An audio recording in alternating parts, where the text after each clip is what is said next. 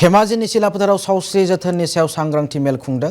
कमलपुर बर' गुदि फरायसालियाव खुंदों बे देहाखौ माबोरै जोथोन लानांगौ बेनि सायाव सांग्रांथि मेलखौ प्र रुरेल एनजिअनि दैदेननायाव बानजाय सावस्रि सांग्रांथि मेल आरो सावस्रि सांग्रांथि मेलाव जायगानि गोबां रायजोफोरखौ सावस्रि आनजादबो खालामनाय जायो।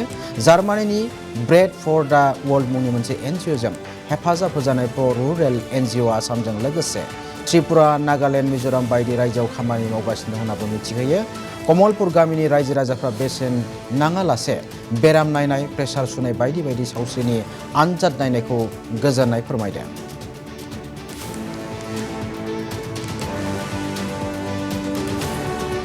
दा दिनै कमलपुर बर' गुदि फरायसालियाव मोनसे मेडिकेल डिपार्टमेन्टनि हान्जाया फैनानै जिबायदि हाबाफारि लाफैदों एबा सावस्रिनि सायाव जिबायदि माखासे एवारनेस एबा सांग्रांथि हाबाफारिखौ लादों, दा बिनि सायाव जोङो दिनैहाय गामिनि रायजो राजाफोरनिफ्राय जानानै आं बेखौनो बुंनो सानगोन दि जोबोद गोजोननाय मोन्दों एबा दिनै बे हाबाफारियाव माखासे सांग्रांथिनि गेजेरजों दिनैहाय आइजोफोरा माबायदि देहाखौ सांग्रांथि लानांगौ आरो हौवा माहारिफ्रा माबायदि देहाखौ सांग्रांथि लानांगौ बिनि सोमोन्दै मेडिकेल डिपार्टमेन्टनि डक्टर बिथांमोना फोरमायदों।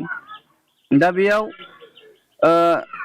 जानाय लोंनायनिफ्राय लानानै थानायनिफ्राय लानानै देहाखौ माबायदि जोथोन लानांगौ, माबायदि जायोब्ला, माबायदि जोङो लोङोब्ला, माबायदि जोङो साब सिखोन थायोब्ला देहाखौ रैखा खालामनो हायो एबा देहाखौ गोग्गो लाखिनो हायो बिनि सोमोन्दै सावरायदों।